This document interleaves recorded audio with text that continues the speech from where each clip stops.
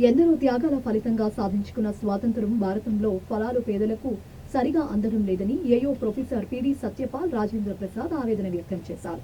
విశాఖలో ఎల్ఐసి భవనం సమీపంలోని డాక్టర్ అంబేద్కర్ విగ్రహం వద్ద దళిత హక్కుల వేదిక ఆధ్వర్యంలో 75వ గణతంత్ర దినోత్సవ వేడుకలు ఘనంగా జరిగాయి.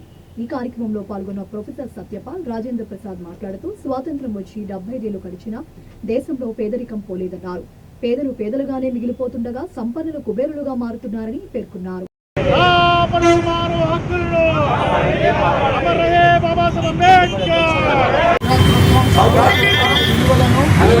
పూర్తిగా ధ్వంసం చేసి ఆధారిత హిందుత్వ రాజ్యాన్ని నిర్మించడానికి ప్రయత్నం చేస్తున్న బీజేపీని మద్దతు ఇస్తున్న పార్టీలను 2024 ఎన్నికల్లో ఓడించడానికి సర్వశక్తులు చేస్తామని చేస్తున్నాం. బీజేపీని ఓడించండి. చేరినాం. అంబేద్కరీలు, ప్రజాస్వామ్యవాదులు ఈ దేశంలో ఇక్కడ ఎవరైతే ఉన్నారో పనిచేస్తున్నారో సమాజంలో అందరూ చేరాం. భారతదేశంలో ఈరోజు పేరుకు ప్రజాస్వామ్యం ఉంది కానీ గణతంత్ర వ్యవస్థ లేదనే విషయాన్ని స్పష్టంగా చెప్పదలుచుకున్నాం. ప్రజాస్వామ్యం యాక్చువల్గా ప్రజల ప్రతినిధులు ప్రజలు యాక్చువల్గా పనిచేసే పరిస్థితి అయితే సరైన ప్రతినిధులు రాజ్యాంగబద్ధంగా పనిచేసేదాన్ని గణతంత్ర వ్యవస్థ అంటాము. అటువంటి వ్యవస్థని స్పష్టంగా ఏర్పాటు చేసుకోవాలి.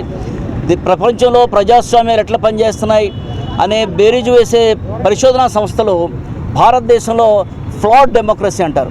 అంటే సరైన డెమోక్రసీ కాదు, యాక్చువల్గా ఇది పేరుకు ప్రజాస్వామ్యం పనిచేస్తుందన్నారు. అలాగే ప్రపంచంలో రకరకాల ట్రెండ్స్ జరుగుతూ ఉన్నాయి. ఎలక్టెడ్ డెస్పాట్స్ అంటారు. ఎన్నిక కాబడ్డ నియంత్రణలు పరిపాలిస్తున్న పరిస్థితి అయితే ప్రపంచం నడుస్తూ ఉంది. అది భారతదేశంలో సుస్పష్టంగా ఉంది. అటువంటి వ్యవస్థని, ఆ పరిస్థితుల్ని భారతదేశ రాజ్యాంగ వ్యవస్థ ఏదైతే ఉందో అటువంటి వ్యవస్థ తీసుకురావాల్సిన అవసరం ఉంది. ఈ దేశంలో రాజ్యాంగం పట్ల గౌరవము, రాజ్యాంగం పట్ల ఒక రకమైన మంచి భావం ఉండటమే కాదు, రాజ్యాంగ నైతికత ఉండాలని చెప్పి బాబాసాహెబ్ అంబేద్కర్ చెప్తారు. యాక్చువల్గా రాజ్యాంగ నైతికతని అందరూ పెంపొందించుకోవాలని చెప్తారు.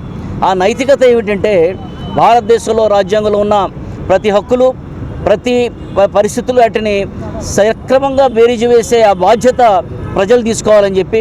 ఎందుకంటే democracy doesn't work on its own, people who make democracy must make it work అంటారు ఆయన.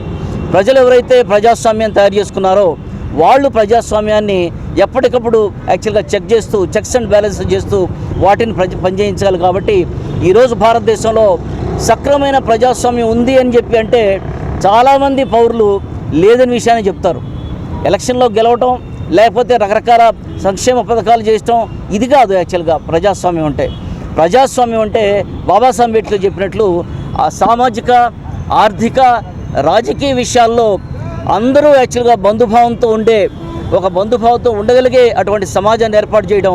ఆ సమాజ ఏర్పాటు ఈరోజు వరకు జరగలేదు.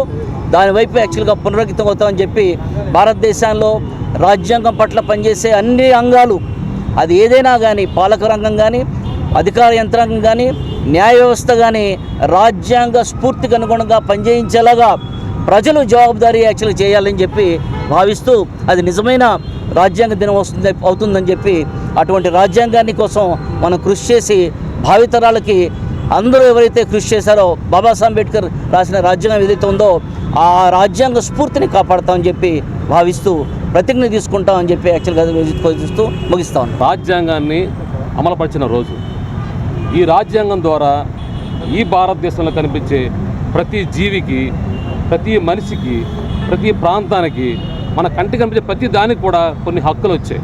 ఆ హక్కులన్నీ కూడా రాజ్యాంగం ద్వారా వచ్చాయి. బాబాసాహెబ్ అంబేద్కర్ గారు 2 సంవత్సరాల 11 నెలల 18 రోజులు కష్టపడి రాసినటువంటి భారత రాజ్యాంగం ఈ దేశానికి ఒక దిక్సూచి. భారత పరిపాలన ఎలా ఉండాలి, భారత నిర్మాణం ఎలా ఉండాలి, శాసన వ్యవస్థ, న్యాయ వ్యవస్థ, కార్యనిర్వాహక వ్యవస్థ, ఈ 3 వ్యవస్థల యొక్క సమన్వయం ఏమిటనేది భారత రాజ్యాంగం చెప్తుంది. ఆ రాజ్యాంగాన్ని 1950లో జనవరి 26న అమల్లోకి వచ్చింది. ఆ రాజ్యాంగం వల్ల ఈ స్వతంత్ర భారతదేశానికి గణతంత్ర ప్రతిపత్తి వచ్చింది.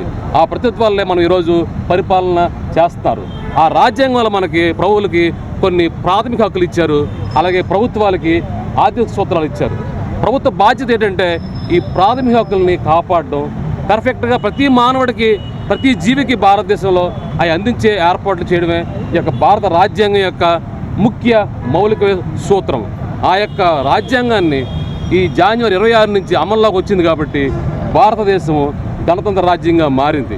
అంతకుముందు మన బ్రిటిష్ వాళ్ళ దగ్గర నుంచి సంపాదించుకున్నటువంటి స్వతంత్రం ఆ రకంగా మనం పరిపాలించలేం, అది కూడా రాజ్యరకం కాబట్టి.